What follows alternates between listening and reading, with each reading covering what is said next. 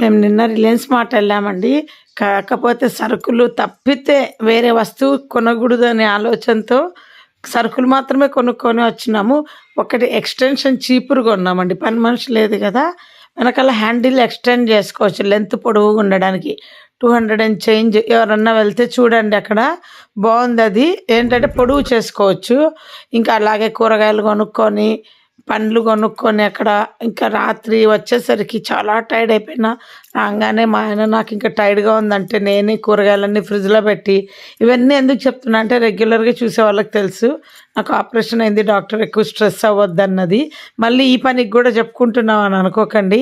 ఇంకా పొద్దున్న నేను పండగ ఏం చేయలేదండి, దేవుళ్ళని అడగలేదు, ఏం చేయలేదు. ఇవాళ ఓన్లీ జస్ట్ కిచెన్లో వీలైనంత వరకు క్లీన్ చేసుకున్నాను. పైన అంటే నాకు కళ్ళకు కనిపించిన గలీజు షార్ట్స్లో చెప్తున్నాను కదా, అలా క్లీన్ చేసేసుకొని నేను పులగం చేసుకున్నాను. ఇంకా తర్వాత నువ్వుల పులుసు, ఈ రెండు చేసుకొని తిన్నా. ఈ మాట ఎందుకు చెప్తున్నానంటే నా పెళ్ళైనప్పటి నుండి పండగ కానీ సమ్మర్ హాలిడేస్ కానీ మా ఇంటికి వచ్చేవాళ్ళు సిస్టర్స్ వాళ్ళు. సో వాళ్ళు పండగలకు వచ్చినారని పండగ చేసి, సమ్మర్ హాలిడేస్కి వచ్చినారని వాళ్ళని తిప్పి ఇలా చేయటం వల్ల నాకు ఇప్పుడు పండగ చేయకపోతే ఏదో వెలితిగా ఉంటుందన్నమాట. సో ఇవాళ ఈ నువ్వుల పులుసు మధ్యాహ్నము పులగం చేసుకొని తిన్న తర్వాత పండగ వైబ్స్ వచ్చినాయి.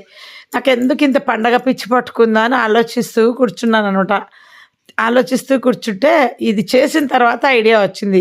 ఇట్లా అందరూ వస్తున్నారని కంపల్సరీ ఆ పండగ వంటలు చేయటం వల్ల నాకు కంపల్సరీ పండగ పిచ్చి. పెళ్ళైనప్పటి నుండి అండి. కొందరేమో సంక్రాంతి హాలిడేస్, మా ఇంటికి ఎక్కువ హాలిడేస్ వస్తున్నాయని వస్తారు, పండగలు అని వస్తారనమాట. నాకు అవేమీ ఇష్టం లేదు. నేను అసలు వాటి కోసం నేను ఎప్పుడు ఆతృత పడను. హాలిడేస్లో జనాలు రావాలి, తర్వాత పండగలప్పుడు జనాలు రావాలి అని. వస్తే తప్పనిసరి చేసి పెళ్ళైనప్పటి నుండి నాకు అలవాటు అయిపోయింది. ఎవరు లేకుంటే ఏం చేసుకోము. నేను మా ఆయన ఏం చేసేవాళ్ళం అంటే, పిల్లలు చిన్నగా ఉన్నప్పుడు సైలెంట్గా సినిమాకి వెళ్ళిపోయేవాళ్ళం. మా ఆయన సంక్రాంతికి ఎక్కువ మేము బెంగళూరులో సినిమాకి వెళ్తాం. పొద్దున 10 ఒక్క వంటకం చేసుకొని నైవేద్యం ఇచ్చేసి దేవుడికి సినిమాకి వెళ్ళేవాళ్ళం. ఈసారి కూడా వెళ్దామంటే ఇంకా ఆఫీస్ ఉంది, వెళ్ళలేదు ఇవాళ. ఇంకా రేపు ఏమో ఆఫీస్ ఉందో లేదో తెలీదు.